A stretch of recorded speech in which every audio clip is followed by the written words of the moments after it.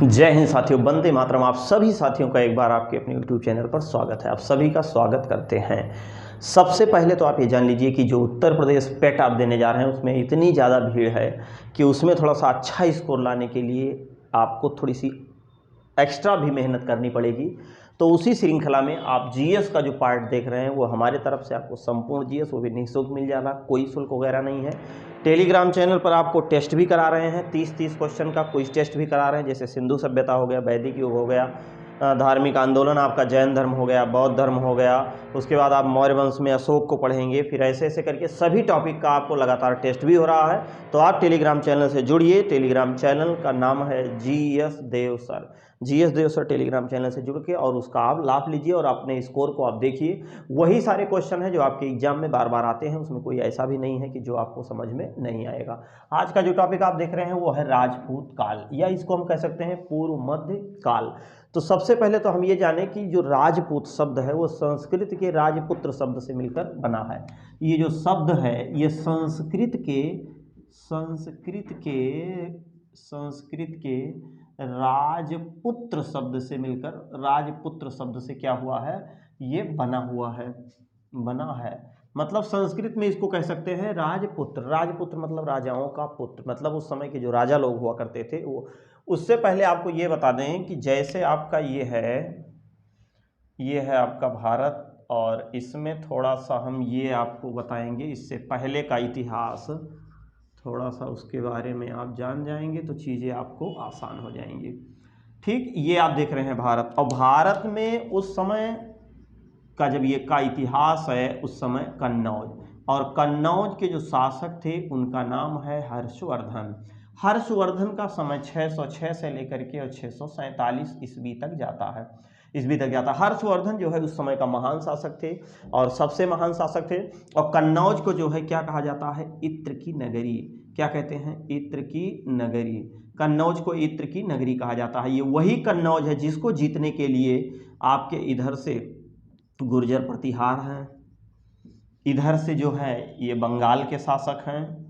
बंगाल का पहला, इससे पहले का जो शासक था वो शशांक था, जिसकी हत्या हर्षवर्धन ने की थी। शशांक ने जो है यहाँ पर कन्नौज था, तो कन्नौज का शासक हर्षवर्धन से पहले कौन हुआ करता था, तो गृहवर्मा हुआ करता था। और गृहवर्मा से जो है हर्षवर्धन ने अपनी बहन का विवाह भी किया था। और जो हर्षवर्धन वाला क्षेत्र था वो था स्थानेश्वर का।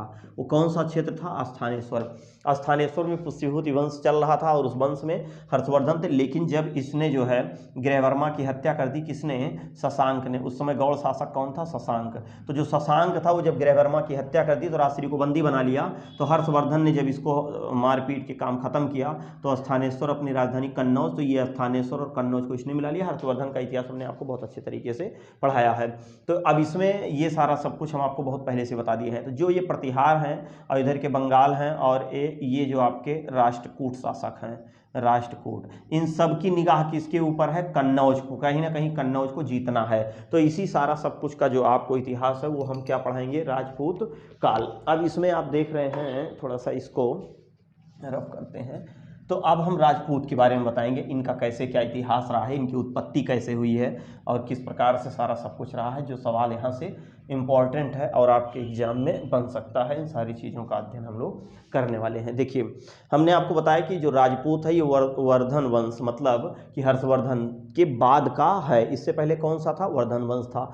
तो वर्धन वंश की अगर बात करें तो हर्षवर्धन का पूरा इतिहास हमने इससे पहले वाले वीडियो में पढ़ा दिया है। देखिए, पीईटी आप देने जा रहे हैं उसमें जो सिलेबस है एकदम उसी पैटर्न पे पढ़ा रहे हैं आपको। कोई ये जरूरी नहीं कि राजपूत काल केवल आपका वहीं से काम देगा, राजपूत काल आपका हर जगह से काम देगा। तो राजपूत काल को हम क्या कह सकते हैं, पूर्व मध्य काल। इसका जो उदय हुआ वो 7वीं सदी के बाद, अर्थात 8वीं सदी में। और कब तक चला ये, 12वीं सदी तक।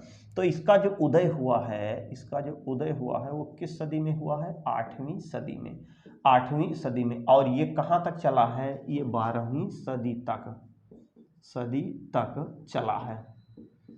ठीक, ये 12वीं सदी तक चला है। तो 8वीं सदी से लेकर के और 12वीं सदी तक का इसका जो है पूरा इतिहास रहा। अब सवाल ये बनता है कि राजपूतों की उत्पत्ति कैसे हुई है। तो उसमें तमाम उत्पत्ति मानी जाती है, लेकिन एक जो सबसे एग्जैक्ट उत्पत्ति बताई जाती है, जो उसका सबसे मुख्य सिद्धांत है, उसका है अग्निकुंड। अग्निकुंड में देखिए, इनको जैसे क्षत्रिय क्षत्रियों का ही सारा सब कुछ इसमें बताया गया है। राजपूत कहीं ना कहीं क्या है, क्षत्रिय भी हैं, आज भी हैं हमारे भारत में, तो वो कहीं ना कहीं क्षत्रियों से जुड़े हुए हैं। तो इनकी जो उत्पत्ति होती है वो कहाँ से बताई जाती है, अग्निकुंड से। इनकी उत्पत्ति का जो मुख्य सिद्धांत है वो है आपका अग्निकुंड। तो ये जो अग्निकुंड है, ये अग्निकुंड से हुआ है। तो ये यज्ञ जो करवाया गया था, वो यज्ञ वो कहाँ पर करवाया गया था, तो अरावली श्रेणी, अरावली पर्वत श्रेणी। तो अरावली पर्वत श्रेणी के माउंट आबू पर, माउंट आबू पर अब इस अग्निकुंड से ही इन जातियों का उदय बताया जाता है। इसमें क्या है, 4 जातियां हैं।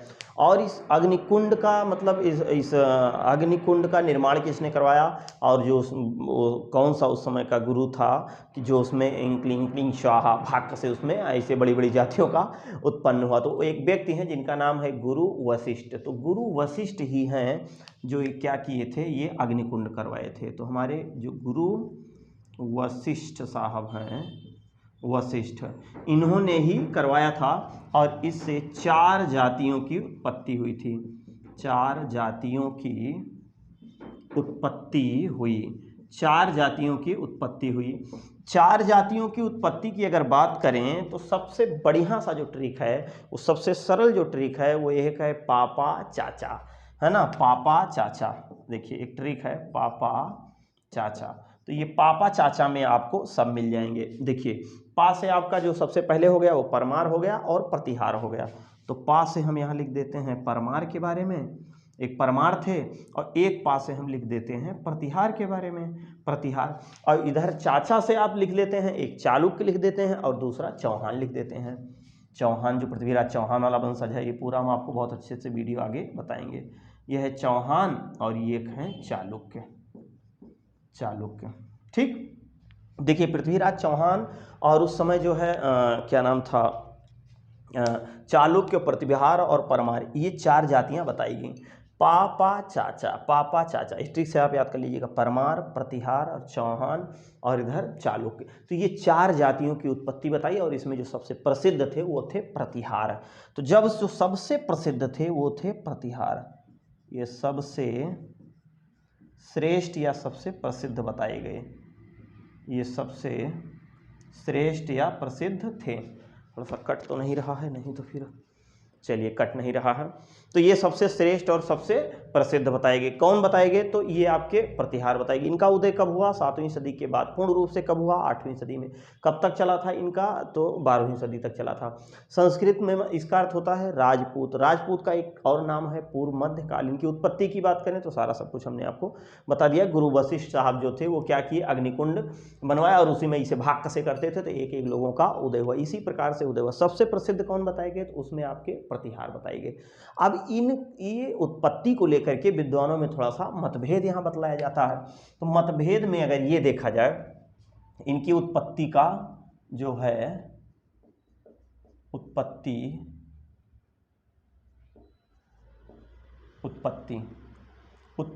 के मत, तो उत्पत्ति के मत अगर बात करें तो यहाँ पर 2 मत आते हैं।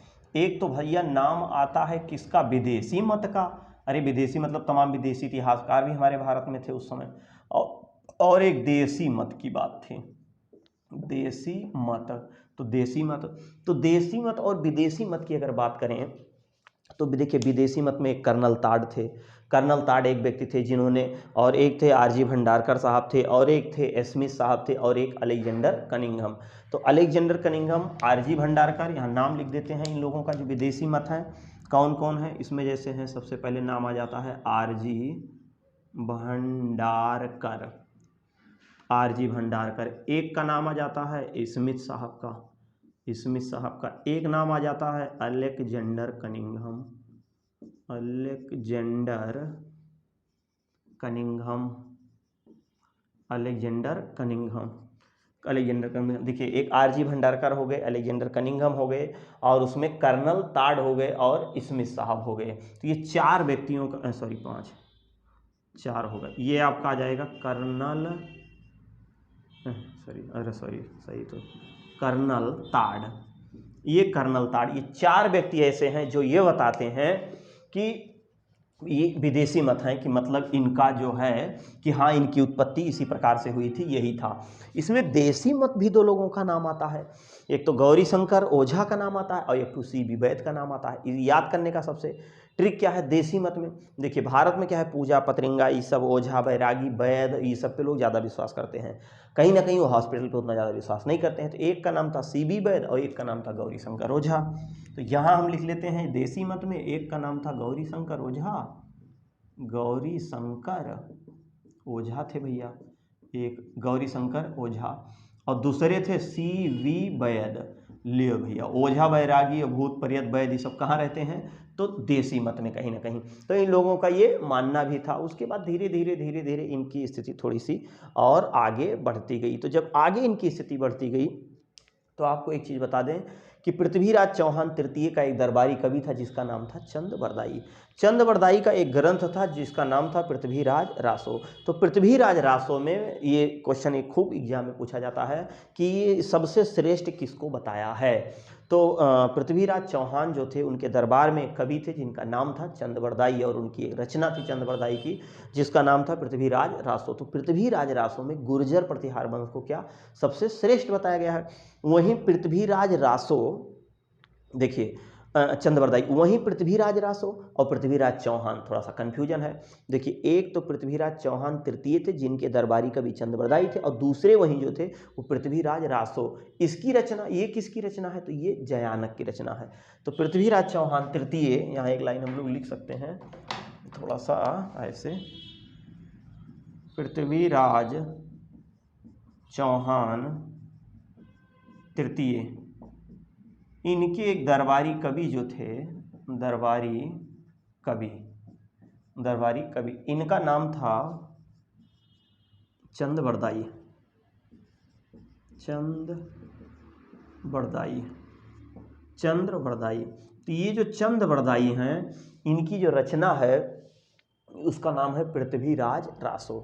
क्या नाम है, ग्रंथ जो है वो है क्या, पृथ्वीराज रासो। पृथ्वीराज रासो, ये पृथ्वीराज रासो है। चलिए तो अब देख लिए, गर्मी बहुत है भाई थोड़ा सा। हाँ तो क्या देख रहे थे, पृथ्वीराज चौहान। तो पृथ्वीराज चौहान तृतीय का जो दरबारी कवि था उसका नाम था चंद बरदाई और चंद बरदाई की एक रचना है पृथ्वीराज रासो। हमने आपको बताया कि पृथ्वीराज रासो में ये साफ साफ स्पष्ट लिखा है कि गुर्जर प्रतिहार उस समय के सबसे श्रेष्ठ थे। तो जो यहाँ हमने लिखा है गुर्जर प्रतिहार, प्रतिहार मतलब वही गुर्जर प्रतिहार, तो ये क्या बतलाते हैं, गुर्जर प्रतिहार को सबसे श्रेष्ठ बताते हैं। गुर्जर प्रतिहार को सबसे श्रेष्ठ बताते हैं, सबसे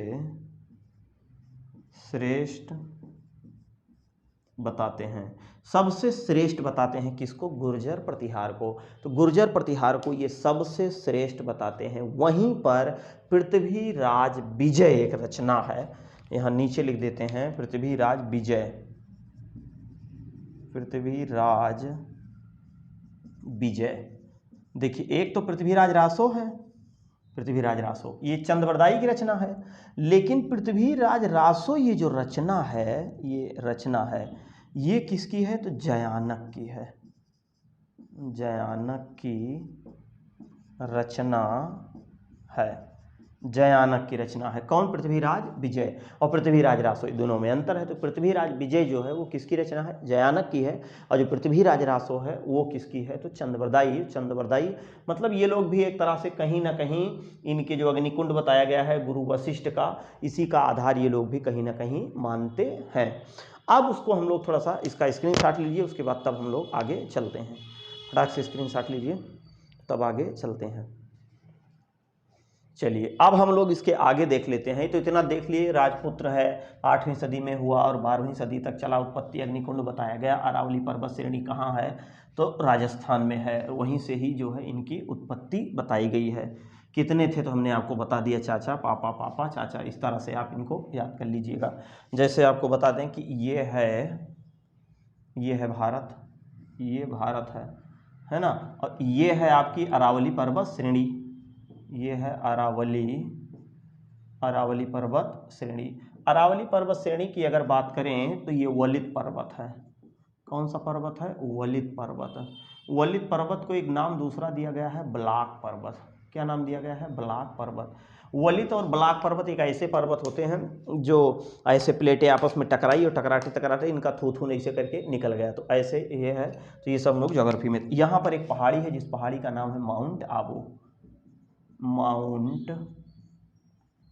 आबू। तो ये जो माउंट आबू पहाड़ी है, यहीं पर ही गुरु वशिष्ठ ने यज्ञ करवाया। तो यज्ञ ये कहाँ हुआ था? तो कह सकते हैं कि राजस्थान में है ना। राणा प्रताप वगैरह सब कहाँ के थे? तो राजस्थान से थे ये, लेकिन ये भी एक महान आदमी थे। तो ये सारी चीज़ हम आपको बता दिए। अब इसके आगे हम लोग ये देख लेते हैं इन लोगों का जो कैसे था मामला, कन्नौज को लेकर के जो त्रिपक्षीय युद्ध हुआ था किस प्रकार से था, कौन उसमें विजय हुआ, उस युद्ध की पहल किसने की थी, शुरुआत कहाँ से हुआ था। तो ये सारी चीज़ें जो है अब हम इसके आगे आपको दिखा देते हैं क्या है उसमें से। थोड़ा सा जो महत्वपूर्ण क्वेश्चन है वो आपके एग्जाम में, देखिए बहुत लंबी वीडियो नहीं होगी, कम से कम समय में हम चाहेंगे ज़्यादा से ज़्यादा मैटर आपको मिल जाए। ठीक, देखिए अब ये हम आपको एक मैप बनाते हैं और इसी में ही मैप में ही पूरा आपको समझाने का प्रयास करेंगे। ये है भारत। थोड़ा सा भाई भारत के बारे में तो आप भी, सिक्किम यहाँ से वहाँ चला गया। अब ये इधर से जो है ये देखिए, ये है आपका भारत। और इधर जो है ये बंगाल है, ये बंगाल है। और बंगाल में एक व्यक्ति हैं पाल वंश डेवलप कर रहा है। ये आपका जो कन्नौज है, ये कन्नौज। और उसके बाद में ये है गुर्जर प्रतिहार, और ये है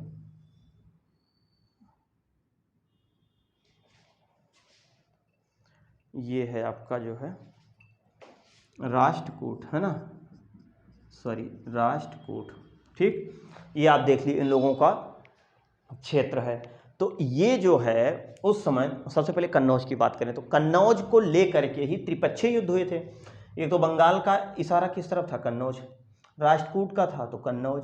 गुर्जर प्रतिहार का तो सबका भैया कन्नौज था। तो कन्नौज में उस समय कौन सा वंश था? तो उस समय देखिए कन्नौज में पहले हर्षवर्धन थे, हर्षवर्धन के बाद की बात है। एक वंश था जिसका नाम था आयुध वंश। क्या वंश था? आयुध वंश। और आयुध वंश में 2 शासक थे और दोनों शासक सगे भाई थे। ये लोग क्या करते थे? एक भाई को हराते थे, दूसरे भाई को शासक बना देते थे, दूसरे भाई को हराते थे, तीसरे शासक बना देते। यही इन लोगों का काम था। एक का नाम था चक्रा युद्ध और एक का नाम था इंद्रा युद्ध। एक का नाम हम यहाँ लिख सकते हैं चक्रा युद्ध और एक का नाम था इंद्रा युद्ध। चक्रा युद्ध और इंद्रा युद्ध। तो चक्रा युद्ध और इंद्रा युद्ध ये दोनों सगे भाई थे। ये गाढ़वाल क्षेत्र से थे। आयुध वंश में इनका शासन चल रहा था और जो गुर्जर प्रतिहार था उसकी नींव रखने का श्रेय जाता है वाण भट्ट को। किसको जाता है? वाण भट्ट को। तो इसकी जो नींव रखा था, नींव वो किसने रखा था? वाण भट्ट ने। लेकिन इसका वास्तविक संस्थापक किसको माना जाता है? वास्तविक संस्थापक, तो इसका वास्तविक संस्थापक वत्सराज को माना जाता है। वास्तविक देखिए नींव रखने का श्रेय जो जाता है वो वाण भट्ट को जाता है। किसका? गुर्जर प्रतिहार का। कहाँ? बिहार वाला, सॉरी गुजरात वाला क्षेत्र हुआ करता था। संस्थापक कौन थे इसके? तो आप देख रहे हैं, सॉरी बाण भट्ट नहीं भाई, गलती हो गई, नाग भट्ट, ध्यान नहीं दिए, सॉरी नाग भट्ट होंगे ये, नाग भट्ट, है ना, नाग भट्ट होंगे। नाग भट्ट के बाद अगला हमने क्या बताया? वास्तविक, तो आप देख रहे हैं वत्सराज हुए। लेकिन ये क्वेश्चन पूछे कि इस वंश का सबसे महानतम शासक कौन था? तो इस वंश का सबसे महानतम शासक था मिहिर भोज। मिहिर भोज स्वयं को विष्णु का अवतार माना जाता है। तो जो महानतम शासक लिख सकते हैं यहाँ, महानतम शासक, महानतम शासक, तो महानतम शासक की अगर बात करें तो उसका नाम आता है मिहिर भोज, जिसने स्वयं को क्या कहा है, विष्णु का अवतार कहा है। मिहिर भोज, मिहिर भोज, इसने स्वयं को क्या कहा है, विष्णु का अवतार। स्वयं को विष्णु का अवतार कहा है। इसने स्वयं को विष्णु का अवतार कहा है। किसने, मिहिर भोज ने। नींव किसने रखी, नागभट्ट ने। वास्तविक संस्थापक कौन था, वत्सराज। वा से वास्तविक, वा से वत्सराज, वा से वास्तविक, वा से वत्सराज। और इसके दरबार में कौन अरब यात्री आया था, उसका नाम था सुलेमान। एक क्वेश्चन ये भी पूछा जाता है कि मिहिर भोज के समय में कौन सा विदेशी यात्री आया था, अरब का यात्री कौन था, उसका नाम क्या था, तो उसका नाम था सुलेमान। और इसके जो दरबारी कवि थे उनका नाम था राजशेखर। राजशेखर की दो कृतियां बड़ा इंपॉर्टेंट है, एक तो कर्पूर मंजरी और दूसरा काव्य मीमांसा। काव्य मीमांसा, कर्पूर मंजरी। काव्य मीमांसा, कर्पूर, दोनों का से है। काव्य मीमांसा, कर्पूर मंजरी किसकी है, राजशेखर की। किसके दरबार में रहते थे, तो मिहिर भोज के। मिहिर भोज के दरबार में कौन अरब यात्री आया था, तो उसका नाम था सुलेमान। तो यहाँ पर लिख सकते हैं हम लोग, तीर इधर से बना करके जो है ऐसे करके। सबसे पहले अरब यात्री की बात कर देते हैं। अरब यात्री, तो अरब यात्री का जो नाम था वो था सुलेमान। सुलेमान, क्या नाम था उसका, सुलेमान। और इनके जो दरबारी कवि थे, यहाँ पर लिख देते हैं दरबारी कवि। जो भैया जो दरबारी कवि थे उनका नाम था राजशेखर साहब थे, राजशेखर। इनकी रचना जो थी, इनकी रचना थोड़ी इधर से लिख देते हैं, इनकी जो रचना थी वो दो रचना महत्वपूर्ण है। एक तो काव्य मीमांसा, एक है काव्य मीमांसा, और एक है कर्पूर मंजरी। तो कर्पूर मंजरी और काव्य मीमांसा ये किसकी है, राजशेखर की। राजशेखर किसके दरबारी कवि थे, तो मिहिर भोज के। मिहिर भोज के दरबार में कौन अरब यात्री आया था, सुलेमान। और जो इनके राज दरबारी कवि थे उनका नाम था राजशेखर, और इनकी दो कृतियां हैं, एक काव्य मीमांसा और दूसरी कर्पूर मंजरी, जो इनके दरबार में रहते थे। अब सवाल ये बनता है कि इसको जो है कन्नौज को पाने के लिए ये लोग आपस में खूब मारपीट करते थे। तो उस समय राष्ट्रकूट का जो मुखिया था, नींव रखने का श्रेय जाता था, संस्थापक था, उसका नाम था दंती दुर्ग। दंती दुर्ग जो था वो शैव धर्म का अनुयायी था। तो यहाँ पर हम लिख सकते हैं इसका जो संस्थापक है, संस्थापक, देखिए जो महत्वपूर्ण क्वेश्चन है वही आपको बता रहे हैं, बहुत ज़्यादा इधर उधर घुमाने का कोई मतलब नहीं है। कम से कम समय में ज़्यादा से ज़्यादा मैटर मिल जाए वो आपके लिए बेहतर होता है। तो इसके जो संस्थापक थे उनका नाम था दंती दुर्ग। क्या नाम था उनका, दंती दुर्ग। ये दंती दुर्ग जो था वो किस धर्म का अनुयायी था, शैव धर्म का। शैव धर्म का, शैव धर्म का अनुयायी था। दंती दुर्ग जो है वो राष्ट्रकूट वंश का वास्तविक संस्थापक था, यही इसको नींव रखा था, सारा सब कुछ है। लेकिन वहीं पर अगर बात करें कि पाल वंश, तो पाल वंश वो जो पश्चिम बंगाल वर्तमान में है, कुछ झारखंड का एरिया है, पूरा बांग्लादेश है, ये सब मिला के क्या हुआ करता था, बंगाल। इससे पहले यहाँ का शासक कौन था, शशांक। जब हर्षवर्धन स्थानेश्वर का शासक हर्षवर्धन फिर अपनी राजधानी कन्नौज लाया, तो उस समय यहाँ का शासक, गौड़ शासक जो था वो था शशांक। फिर उसका काम समाप्त हो गया, फिर यहाँ पर एक नया वंश आया जिसका नाम था पाल वंश। जो पाल वंश के संस्थापक थे उनका नाम था क्या, गोपाल। देखिए गोपाल एक ऐसे व्यक्ति थे जो सीधे क्या थे, जनता द्वारा चुने गए थे। तो यहाँ पर हम पाल वंश की अगर बात करें तो पाल वंश के जो संस्थापक हैं, संस्थापक, इनका नाम है गोपाल। गोपाल, और गोपाल एक ऐसे शासक थे, इनका जो मतलब इनको चुना जो था वो एक जनता ने चुन लिया था, सर्वसम्मति से चुने जाने वाले थे। तो एक तरह से हम यहाँ लिख सकते हैं कि जनता द्वारा चुने गए शासक थे। कहीं ना कहीं ये जनता द्वारा चुने गए शासक थे। गोपाल क्या थे, ये पाल वंश के संस्थापक थे। नींव रखने का श्रेय किसको जाता है, तो गोपाल को ही जाता है। लेकिन अगर ये क्वेश्चन पूछे कि पाल वंश का सबसे महानतम शासक कौन था, तो उसका नाम आता है धर्मपाल। धर्मपाल से एक क्वेश्चन बनता है कि विक्रमशिला विश्वविद्यालय की स्थापना किसने की थी, तो धर्मपाल ने की थी। तो यहाँ पर हम एक लाइन लिख सकते हैं यहाँ कि पाल वंश का महान शासक कौन था, तो महान शासक जो थे उनका नाम था धर्मपाल। धर्मपाल से जो सवाल बनता है वो कौन सा बनता है, विक्रमशिला विश्वविद्यालय। नालंदा विश्वविद्यालय की बात करें तो वो हमने आपको पिछले वाले वीडियो में बहुत अच्छे से सारा सब कुछ बता दिया है। तो विक्रमशिला विश्वविद्यालय की इन्होंने क्या रखी थी, तो नींव रखी थी, स्थापना की थी। विक्रमशिला विश्वविद्यालय की स्थापना किए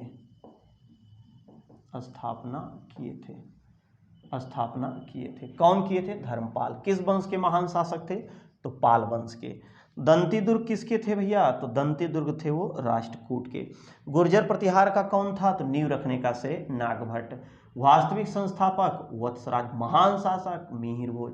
ये पूरा चार्ट हमने बता दिया है। अब इन लोगों का जो त्रिपक्षीय युद्ध होने वाला है, त्रिपक्षीय युद्ध। त्रिपक्षीय में देखिए ये भी मौसम बनाए हैं, यह मौसम बनाए हैं, तो यह मौसम बनाए हैं। तो ये जान लीजिए कि जो त्रिपक्षीय युद्ध था, एक तो सवाल यह भी पूछा जाता है कि जो त्रिपक्षीय युद्ध उस समय हुआ था, तो त्रिपक्षीय संघर्ष या त्रिपक्षीय युद्ध में कौन कौन लोग शामिल थे। तो सबसे पहले जान लीजिए प्रतिहार थे, पाल थे और राष्ट्रकूट थे। देखिए इधर देखिए, गुर्जर प्रतिहार हो गए, राष्ट्रकूट हो गए और ये पाल हो गए। आपको 4 दिख रहे हैं, लेकिन सबकी निगाह किसके ऊपर है, कन्नौज।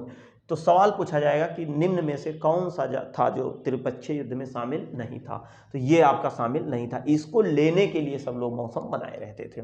तो गुर्जर हो गए, मतलब गुर्जर प्रतिहार हो गए, राष्ट्रकूट हो गए और पाल, ये जो थे ये तीनों लोग थे। सवाल पूछेगा कि जो है कौन कौन उस समय शासक थे जब त्रिपक्षीय युद्ध हो रहा था, तो इसमें कौन सा शासक था, इसमें कौन सा शासक था, इसमें कौन सा शासक था। तो जब त्रिपक्षीय संघर्ष चल रहा था तो उस समय जो थे वो गुर्जर प्रतिहार का जो शासक था वो वत्सराज था। इसका मतलब है कि वत्सराज के समय में ही त्रिपक्षीय युद्ध शुरू हुआ था। दूसरा वहीं पूछता है पाल वंश। तो पाल वंश में कौन थे, तो भैया ना तो गोपाल थे ना तो धर्मपाल थे, वहां थे देवपाल। राष्ट्रकूट में कौन था, ध्रुव था। तो 3 नाम ये जो है बहुत ही महत्वपूर्ण आता है। इसका स्क्रीनशॉट लीजिए, उसके बाद तब आपको बता देते हैं, नहीं थोड़ा सा जगह कम पड़ जाएगी। अच्छा सॉरी, कट रहा है क्या,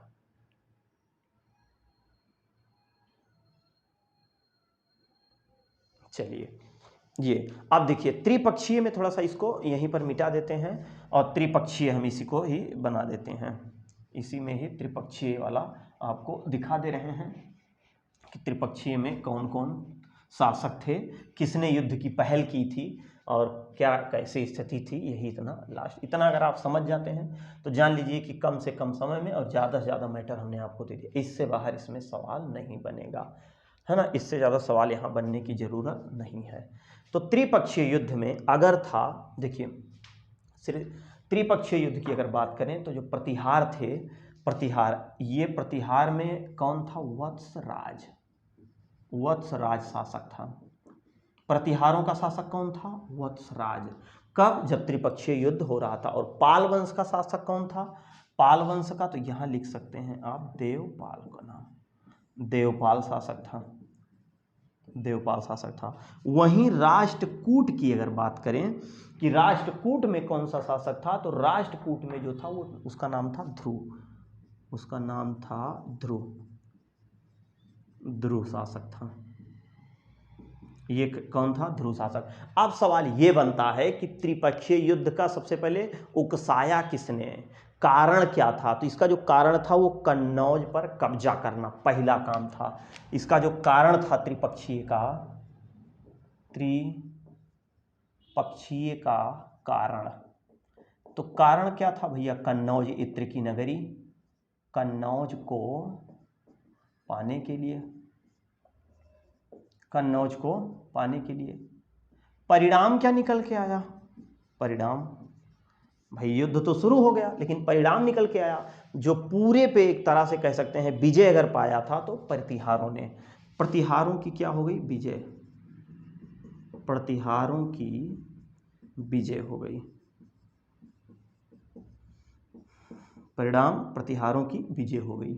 अब सवाल ये बनता है कि त्रिपक्षीय युद्ध की सबसे पहले पहल किसने की थी, सबसे पहले इसको उकसाया किसने था। तो उकसाने की अगर बात करें तो प्रतिहारों ने ही उकसाया था।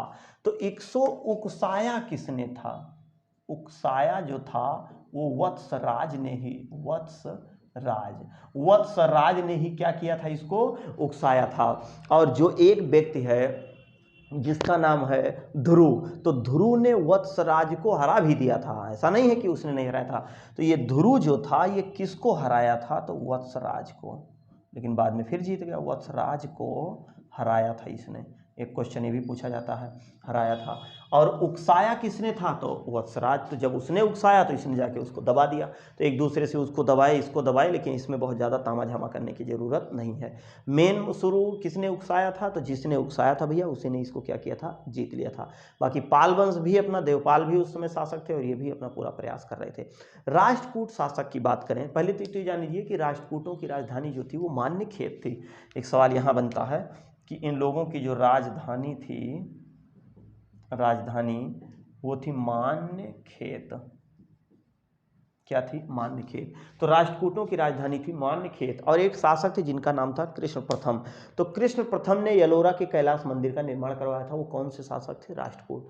ये भी पूछा जाता है। कृष्ण द्वितीय थे, कृष्ण द्वितीय ने मिहिर भोज को पराजित किया और किस नदी के तट पर पराजित किया था, तो नर्मदा नदी के तट पर पराजित किया था। और जब कन्नौज में आयुध वंश था, उस समय जब इंद्रायुद्ध वहाँ के शासक थे, तो इंद्रायुद्ध को जो था वो धर्मपाल ने हराया था। तो धर्मपाल ने चक्रायुद्ध को हरा के, चक्रायुद्ध को किसने हराया था, तो धर्मपाल ने। धर्मपाल ने इनको क्या किया, धर्मपाल ने इनको हराया और धर्मपाल ने इनको हरा करके और चक्रायुद्ध को शासक बना दिया। मतलब इसको हराया और इसने क्या किया, तुरंत चक्रायुद्ध को शासक, उसका जो भाई था, चक्रायुद्ध को शासक बना दिया। मतलब इतना अजीबोगरीब था, शासक बना दिया। तो कहीं ना कहीं ये लोग जो है आपस में एक दूसरे को अपना लड़ाते रहते थे। तो एक स्थिति ये भी थी कि धर्मपाल ने इंद्रायुद्ध को हरा करके और चक्रायुद्ध को शासक बनाया था। तो इस प्रकार इन्होंने ही इसकी शुरुआत की थी। तो दूसरा हमने कृष्ण प्रथम आपको बता दिया कि यलोरा कि कैलाश मंदिर का निर्माण कृष्ण प्रथम ने करवाया था। कृष्ण द्वितीय ने मिहिर भोज को पराजित किया था, कहाँ पर, नर्मदा नदी के तट पर। तो मिहिर भोज को पराजित करने का श्रेय किसको जाता है, तो वो कृष्णदेव द्वितीय को ही जाता है। कृष्ण प्रथम जो था वो एलोरा की कैलाश मंदिर का निर्माण कराया था और वहीं पर कृष्ण द्वितीय की अगर बात करें तो मिहिर भोज जो उस समय का सबसे शासक, मिहिर भोज को एक बार नर्मदा नदी के तट पर हराया था। तो इस प्रकार हमने आपको बहुत ही बेहतरीन तरीके से सारा सब कुछ राजपूतों का जो था सब कुछ हमने बहुत अच्छे तरीके से बता दिया। कन्नौज को भैया एक नाम और जानते हैं, क्या नाम है उसका, कान्य कुंज। तो कन्नौज का एक उपनाम है, कान्य कुंज, एक नाम है कान्य कुंज, ये कन्नौज का उपनाम है। तो इस प्रकार से मैं उम्मीद और विश्वास होगा कि वीडियो आपको समझ में आई होगी और अगर आपको समझ में आई है तो और लोगों तक भी पहुंचाइएगा। और अगर कोई चीज़ समझ में नहीं आई होगी तो उसको जरूर आप कमेंट बॉक्स में बताइएगा। अगर और भी आपके कोई सुझाव होंगे तो उसको भी दीजिएगा। बाकी हमें चाहेंगे कि आप टेलीग्राम चैनल से जुड़िए और टेलीग्राम चैनल का जो है वो इसी डिस्क्रिप्शन लिंक पे है, यहाँ से आप जुड़ सकते हैं। यहाँ से नहीं, आप डायरेक्ट भी सर्च कर सकते हैं GS देव से जुड़िए और टेलीग्राम पे 9 बजे आप डेली टेस्ट में शामिल होइए और उसके बाद इसको देखिए। अब इसके बाद जो है सल्तनत काल, वो भी बहुत धमाकेदार वीडियो होगा। तो हम ये चाहेंगे इसको आप देख लीजिए और भी लोगों को शेयर कर दीजिए। अगर और कोई सुझाव होंगे तो आप बताइएगा। मिलते हैं नेक्स्ट वीडियो में, तब तक के लिए जय हिंद, जय भारत, वंदे मातरम। आप सभी साथियों को बहुत बहुत धन्यवाद, बहुत बहुत प्रणाम।